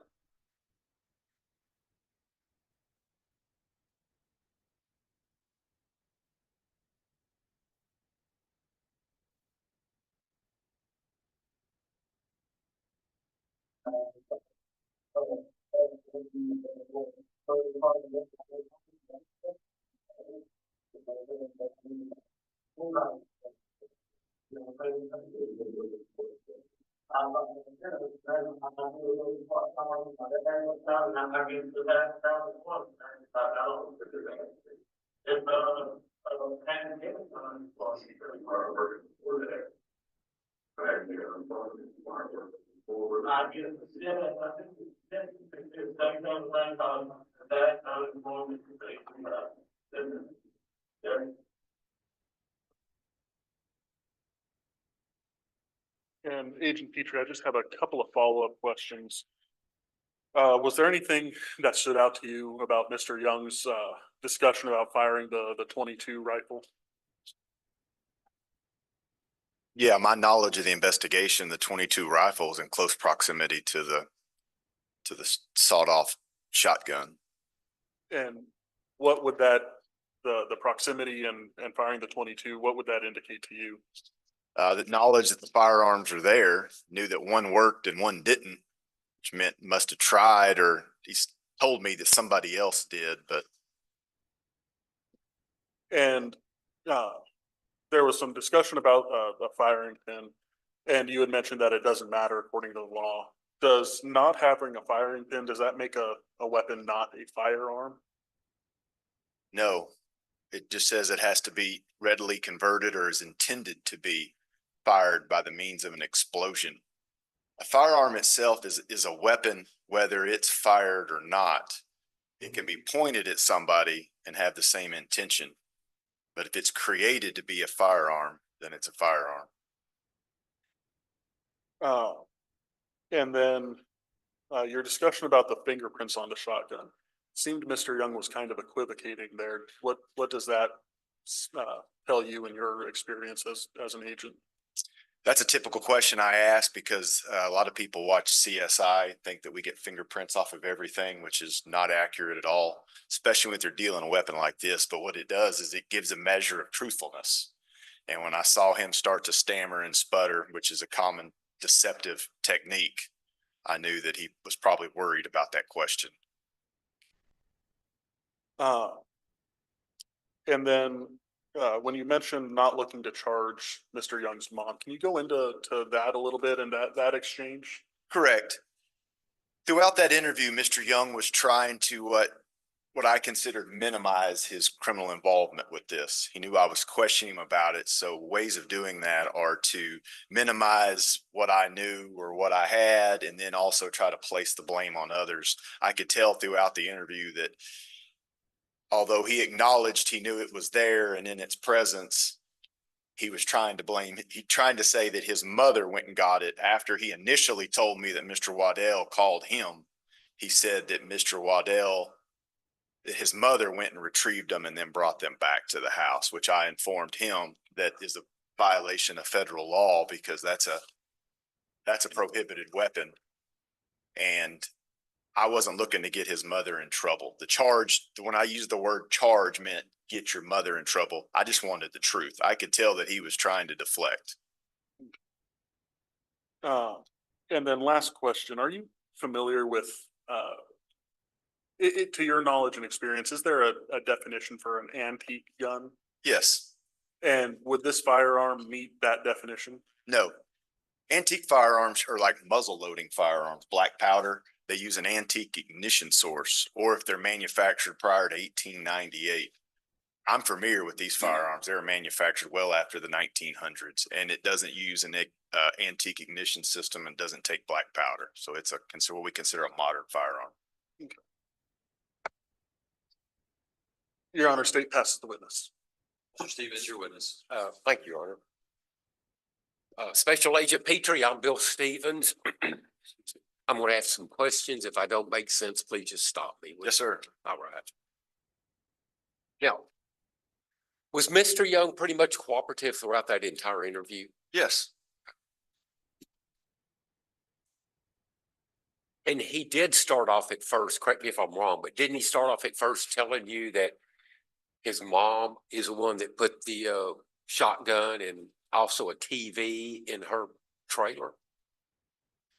Well, yes, he changed his story a couple of times. He tried to tell me that it wasn't his trailer, but then he clearly says on the video that my girlfriend must have moved him out of my house and they were underneath the TV. So I was never clear on the relation to when they got there, how they got there, or what the TV had anything to do with. But he did initially say that his mother wouldn't put him in there, correct? Yes. Initially. Okay. Yes. And then I believe his story might have changed after you, I don't want to say threatened him with his mom, but after you made the comment about, you're not going to throw your mom under the bus, are you? This is a federal offense. And that's when he then changed his story. Am I correct on that? Correct. I was calling out his falsehoods to let him know that by him pointing his finger at somebody else and trying to place the blame, he could actually get them in trouble. I know fingerprints were not taken from the shotgun. However, could they have been taken from the shotgun? From that shotgun there? Yes. It could have been submitted, but they wouldn't have got anything off of it because of the rust and the wear. Based on my training experience, there's nowhere on there that latent prints would be able to hold. Okay. And do you have any way through your examination to determine when that shotgun was last fired? No, sir.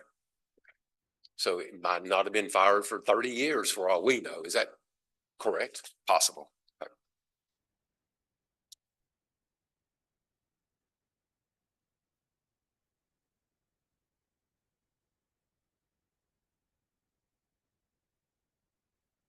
Now, I just want to make sure the jury understands something. You were out there investigating this burglary initially, is that correct? I never went to the scene that day. Okay, but I mean, wasn't the feds investigating the theft of the gold coins? Yes, I was assisting the Smith County Sheriff's Office with that. Right, sir. And my client was not involved or not charged with anything involving the gold coins, correct? I don't know that, Okay, to be honest. you don't know if he was or was not. Correct. Okay, he was cooperative with you, was he not? When Yes. you were asking him about the gold coins? Yes, sir. Did his interview help you in any way locate the people that was responsible for stealing the gold coins? Yes.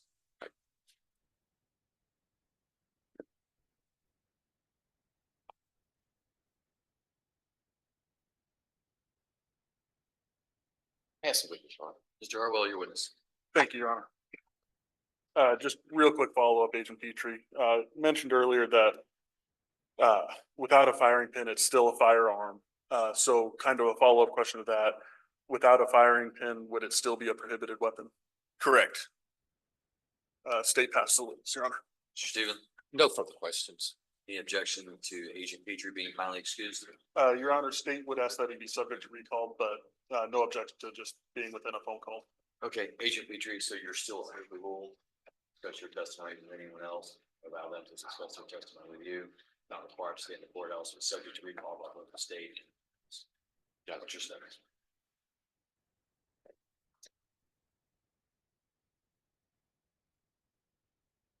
All right, does the state wish to call any additional witnesses? No, Your Honor, state rests. State rests its evidence at this time. Yes, sir. Mr. Stevens, would you like your opening statement at this time? No opening statement, Your Honor. So that's waived. Does the defense wish to call any witnesses? Yes, Your Honor. Who would you like to call? Sheila Prater, Your Honor. Sheila Crater? Prater. Prater. Prater, yes, sir. Prater. Prater. Thank you. I believe that's how it's spelled, Judge.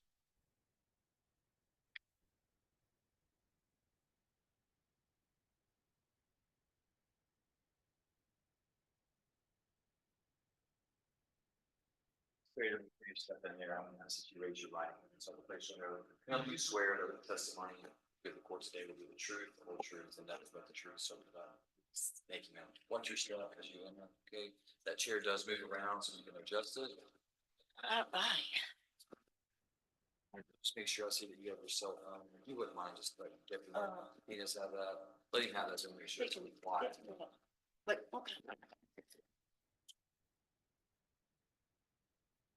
Adjust your chair so we can get closer to the microphone. Okay. Prater, during your testimony, to the court, speak up loudly and clearly so everyone can hear what you have to say. My court reporter here is taking down the record of what everyone's saying, okay? So Okay. it's very important that you allow your attorneys to finish the questions before you give an answer, so we're not talking at the same time. It should be very difficult for her. If during your testimony, either attorney objects, they stand up, so Your Honor, I object. To stop testifying, the court will rule on that, I'll let you know whether it is or not, okay? And then finally, if you hear an emergency vehicle or a loud truck, the attorney's going to stop asking questions. If that happens to your testimony, I want you to stop so that sound can pass, so that we can all hear what you have to say, okay? Mr. Stevens, Judge, may we approach? you may.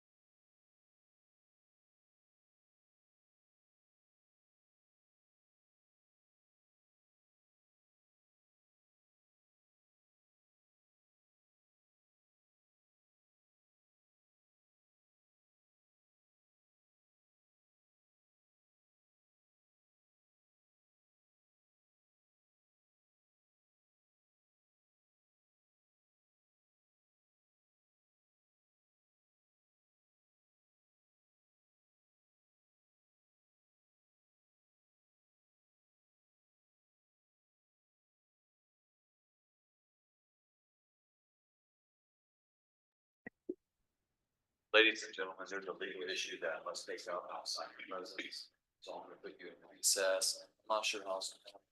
So it's about 20 till 4. I'm gonna say let's do the recess for 50 minutes. Back in the jury room no later than 3:55. Checking on it. Remember to follow the instructions I've given you so far. Don't discuss this case with each other. Okay, let's all rise for the jury.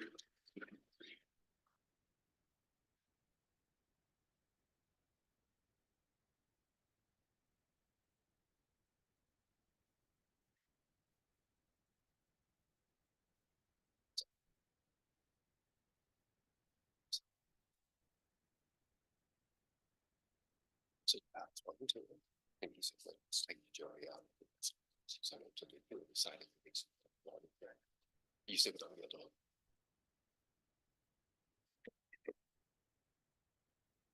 Are you gonna be seated? All right, let the record reflect that the jury has been excused, that this hearing is conducted outside their presence. Court has done so on the suggestion that some of the questions may implicate the Fifth Amendment rights of the witness, Ms. Prater. And is your name Sheila Prater? Yes, Is it Sheila? no, LIA, LIA? yes,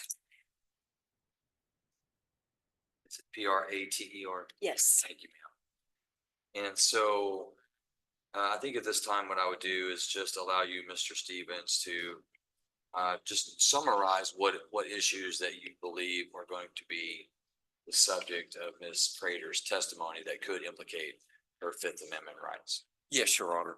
I'll be asking her, we've heard testimony already that it stated that my client put the shotgun in the travel trailer and that my client lives there. Her testimony is going to be that she is the one that put the shotgun there and that my client doesn't live there, that she did. With that being said, it's a prohibited weapon. And if she testifies that she put it there, then that could open herself up to liability. So that's my concern, Your Honor. And I did visit with Ms. Prater and I did explain those, concerns with her. So that's a perimeter of kind of what I'm talking about, Judge.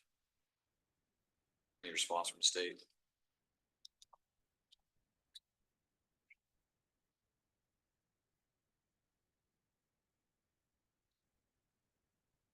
So, Your Honor, I guess in light of that, those facts, I don't know that it's necessarily relevant to the case at bar in light of the fact that it's a possession of the weapon as to who moved what or where, but rather the fact that he was aware and he's testified to the fact that he had them there. Right. This is not a question about him. This is a question about her. Do you have a response to his questioning of her and whether or not she should have counsel? I just want to. Well, she absolutely should if she's going to be admitting that she in fact was handling an illegal weapon. So what's the statute of limitations for possessing a prohibited weapon? Your Honor, I believe Felony. under the state, it would be 3 years. I don't know what it would be federally though. We need to find that out. I think you have an ATF agent who's. Is he still hanging around? We can find out real quick. Perhaps you should step out and give him a call. I don't know what the statute of limitation is for. I don't either. For a federal allegation of prohibited weapon. If it's. When did the Van Zandt County Sheriff's Office take possession of this weapon? On November 25th, 2020? Yes, sir. So here we are almost 4 years later. So if the statute of limitations has run, then there might not be any criminal. No, that's true. If it's run. Now, that begs the question, doesn't mean that law enforcement couldn't make an allegation. It just means a prosecution can't be had. It doesn't mean that a law enforcement officer couldn't be standing outside the door waiting to arrest her. Just means that a prosecution wouldn't be successful because it wouldn't be timely. Right. You all agree? Yes, sir. Yes. Okay.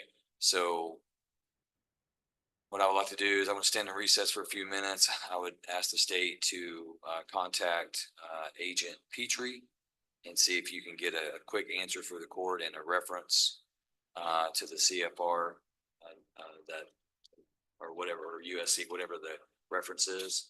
and get the court a quick answer on that, so I don't have to go research that. And then I will still consider whether or not to appoint her counsel. Yes. All right, court's gonna be in recess for 5 minutes. So do I stay here? You can get up if you want to. Yeah, so we're Or I not, can, or I can sit here? you can sit here if you want to. Ain't no need to You me can- moving. You can sit outside. It's cold out there. Okay.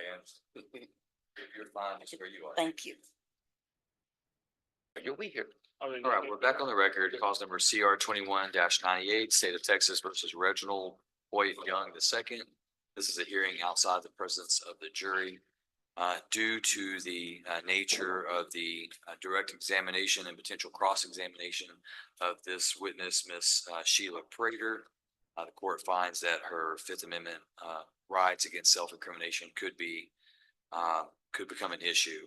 And so the court has found Miss Prater to be indigent, and the court is going to appoint the Honorable Richard Schmidt to advise Miss Prater both prior to and during her testimony regarding her Fifth Amendment rights. The court tomorrow, after she has received the advice of counsel, will also admonish her as to her Fifth Amendment right. But unfortunately, Mr. Schmidt would not be available today on such late notice. It is 4 p.m. So I think it's best to recess for the day. So I'm going to tell the jury that we're going to come back in the morning at 9 a.m. Ms. Prater, I'm going to order you to come back at 8:30 in the morning. 8:30 in the morning, and there you will meet with Mr. Richard Schmidt, attorney. Okay. And he's going to talk to you about your testimony and any implications it could have regarding any potential arrest or prosecution that could stem from that. Okay. And so I don't want you to say anything at this time, but you'll meet with him in the morning and he will advise you and counsel you. And Okay. he'll be here during your testimony and can be here if you have any legal questions. Okay. It's fine. And so I believe you've given the contact information to my coordinator, Ms. Tabraham. Is that correct? Yes. Okay. And so I'm gonna order you to come back at 8:30 and then we'll begin promptly at 9 a.m. Any issues on that matter from council? No, sir. Any other? No, sir. Any other issues we need to take up? No, sir, not that I'm aware of. So the defense has indicated that they believe that Ms. Prater will be the last defense witness. Is that correct? That is correct, Your Honor. Okay. All right. So, Ms. Prater, I'm going to go ahead and I'm going to leave you where you're at, Okay. the jury in, and I'm just going to let the jury know that there's an issue that we're going to deal with and that we're going to resume tomorrow. And that's what we're going to do. Okay. All right. Let's all rise for the jury.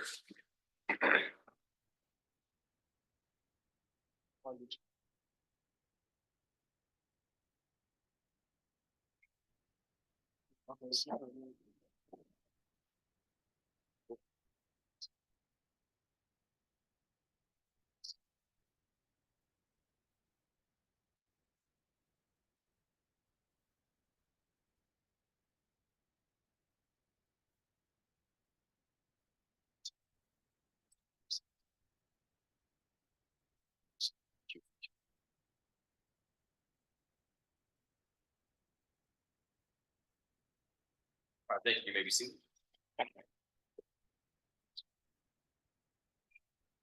Let the record reflect that the attorneys for the state, attorney for the defendant, and the jury are all present and seated in the courtroom. Ladies and gentlemen, I appreciate your patience. The legal issue that the court is undertaking is going to take a little longer than I anticipated. The court has noted that it is already after 4 p.m. today. So rather than keep you here after hours while we take up this issue, I think it would be best for us to just recess for the day and begin tomorrow at 9 a.m. So I'm going to order that you be back in the jury room no later than 8:45, and we will begin at 9 a.m. and we'll continue with Ms. Prater's testimony at that time. You're going to recall that you've not received all of the evidence, you've not received the court's instructions, and you've not received the closing arguments of counsel. Therefore, you're not to discuss this case with each other or anyone else. If you find that anyone is trying to talk to you about the case, or there's any discussions amongst the jury about it, then I want you to report it to the court immediately because that would be jury misconduct. Okay? All right, so let's all rise for the jury. We'll see you at 8:45.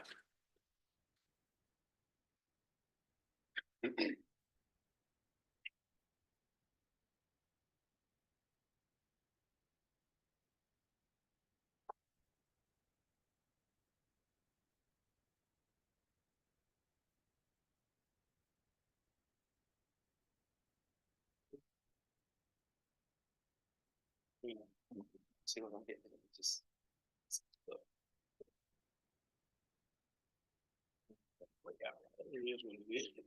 You're right. All right. There's nothing further, then we will adjourn for the day and I will see everyone around. We'll start back up at 9 a.m. in the morning. I'll see you at 8:30. What time do you want, Mr. Young here, Mr. Stevens? I guess about 8:45 or something. Doesn't need to be real early, Judge. All right, so if you'll just, will you be in charge of Mr. Young tomorrow? All right, then we'll see both of y'all about 8:45. Right, sir. All right, then we are adjourned for the day.